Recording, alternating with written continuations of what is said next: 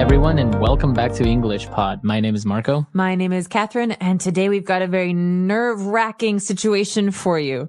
That's right, we are going to meet the in-laws. Meeting the in-laws. So who are in-laws? These are the parents of your husband or wife. Right, so in this case, you have the mother-in-law and your father-in-law. That's right. So we're meeting these people for the very first time. You can imagine how nervous the man is who's meeting his future wife's parents. Let's learn all about what they talk about in today's dialogue.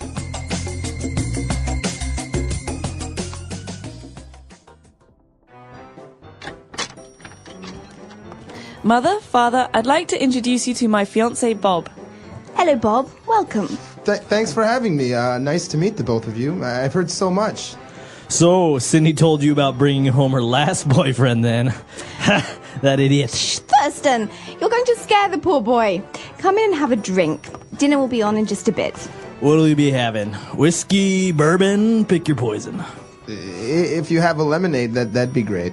Lemonade? Why, sure, there's some in the fridge. Mother makes her own lemonade from scratch. It's the best. So, what are your hobbies, son? If you want, we can do some hunting tomorrow. I've just picked up a new rifle I've been meaning to try out. Should be a real hoot. I'm not really, I don't really hunt. You don't hunt? Well, I'll be damned. Bob is an animal rights activist. He doesn't believe in harming animals. Dinner's ready. Let's go out to the patio where the pig is roasting. Roast pig? I'm a vegetarian. All right, we're back. So a very awkward situation. I think they might have a little bit of problems in the future. Yeah, there are a lot of cultural differences between the characters, the son-in-law and the new parents. The father-in-law, Yeah.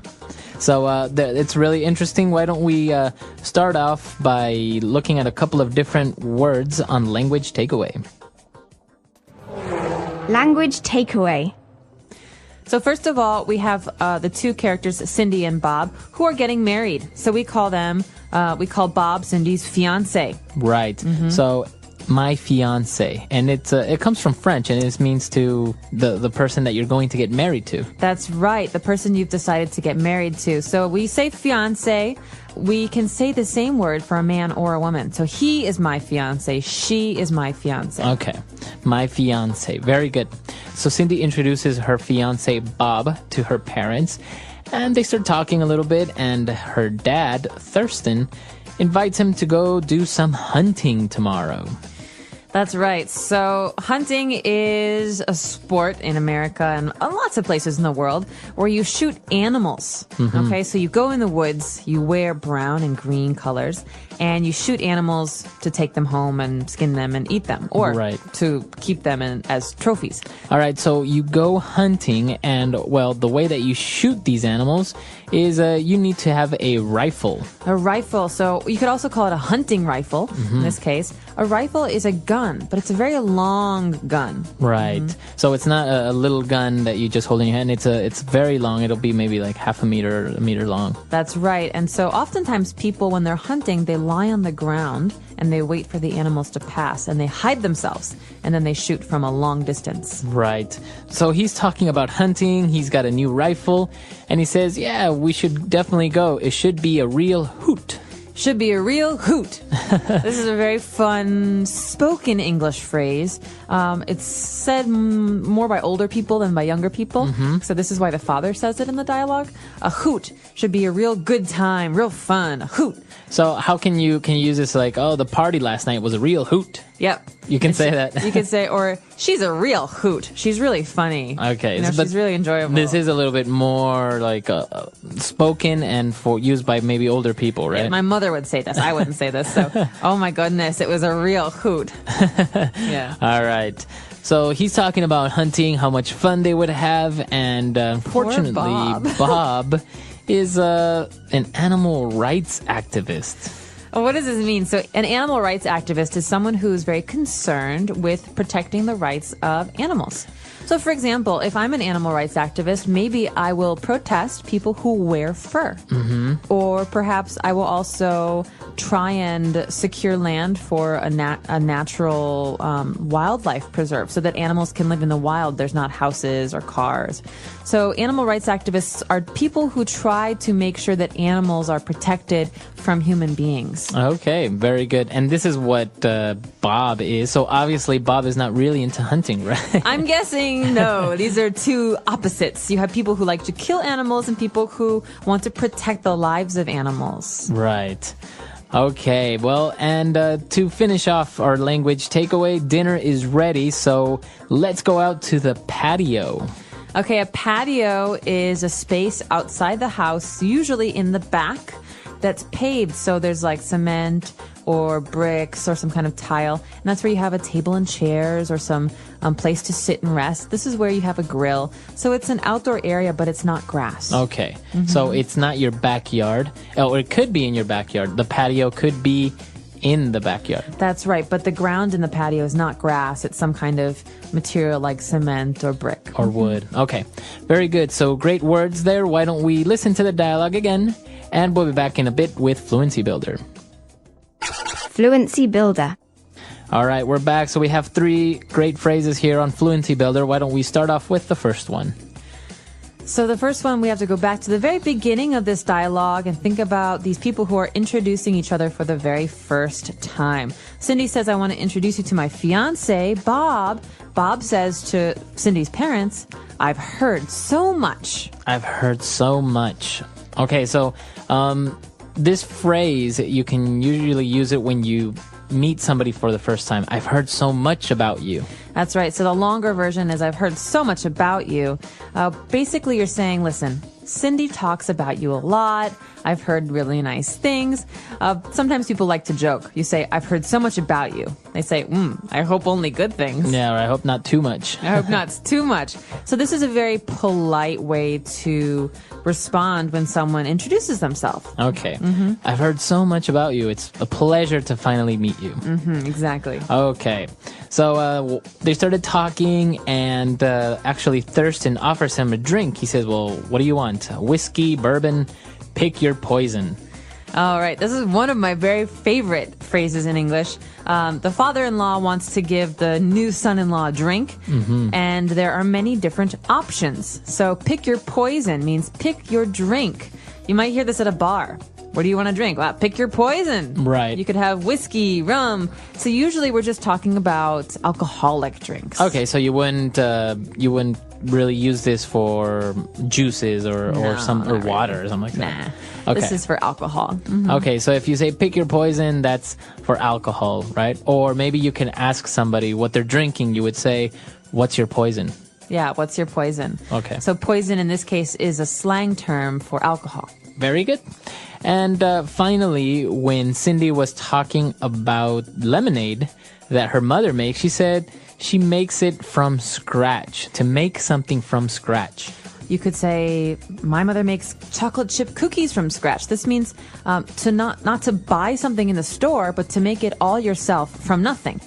So making lemonade from scratch means taking lemons, cutting them, taking the juice, adding some sugar. So you're making it from nothing. Okay. You're not using some kind of kit or some kind of, canned drink from the store. Okay, so for example, maybe some Italians in Italy make their spaghetti from scratch with flour, and they knead it and they make everything from scratch. Wow, so you don't buy a box of spaghetti, but you actually have to cut the spaghetti and pull it. And Exactly. Yeah, very, very hard work. So to make something from scratch, and usually you can add the something goes in between, right? To make lemonade from scratch, make bread from scratch. Make ice cream from scratch. Okay, so those are our 3 phrases for today. Let's listen to the dialogue for one last time, and we'll be back to talk about this very, very interesting topic.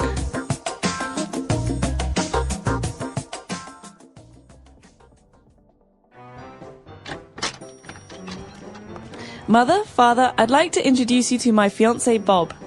Hello, Bob. Welcome. Thanks for having me. Nice to meet the both of you. I've heard so much. So, Cindy told you about bringing home her last boyfriend then. Ha! That idiot. Thurston, you're going to scare the poor boy. Come in and have a drink. Dinner will be on in just a bit.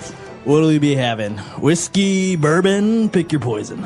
If you have a lemonade, that'd be great. Lemonade? Why, sure, there's some in the fridge. Mother makes her own lemonade from scratch. It's the best. So, what are your hobbies, son? If you want, we can do some hunting tomorrow. I've just picked up a new rifle I've been meaning to try out. Should be a real hoot. I'm not really, I don't really hunt. You don't hunt? Well, I'll be damned. Bob is an animal rights activist. He doesn't believe in harming animals. Dinner's ready. Let's go out to the patio where the pig is roasting. Roast pig? I'm a vegetarian.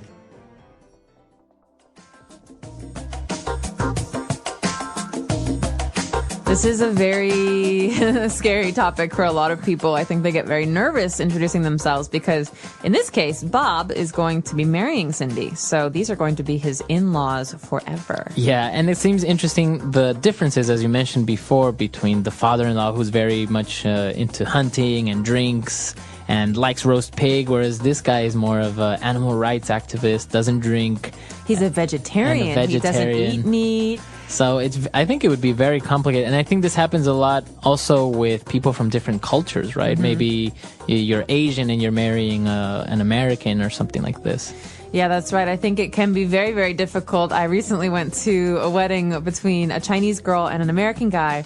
And it was amazing to see all these people getting together because the families were so different.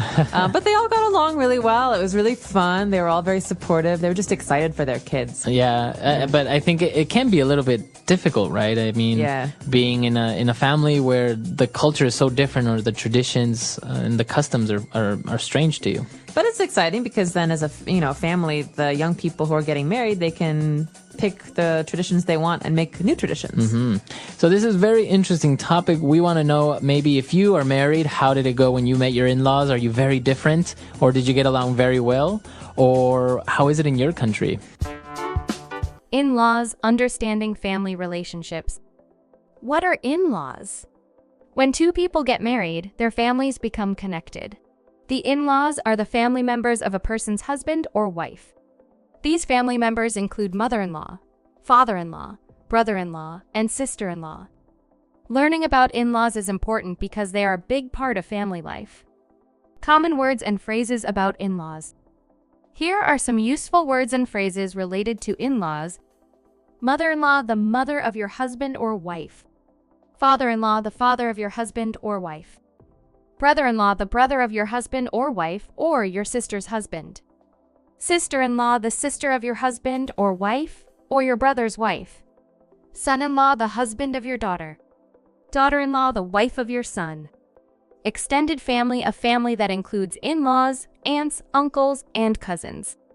Blended family, a family where people have step-parents or step-siblings. The role of in-laws in a family. In-laws are important in many cultures. In some families, they help take care of children, support each other, and celebrate holidays together. In many countries, people respect and care for their in-laws just like their own parents and siblings. In some cultures, a person may live with their in-laws after marriage. This is called a joint family. In other cultures, married couples live separately but visit their in-laws often. Common phrases used with in-laws. Here are some useful English phrases when talking about in-laws. I get along well with my in-laws. This means you have a good relationship with them. My mother-in-law is very kind. A simple sentence to describe your in-law's character. We visit my in-laws every weekend. This means you spend time with them regularly. Sometimes it is difficult to adjust to new in-laws. This shows that relationships with in-laws can take time. Family gatherings include my in-laws too. This means your in-laws join family events. Challenges with in-laws and how to handle them.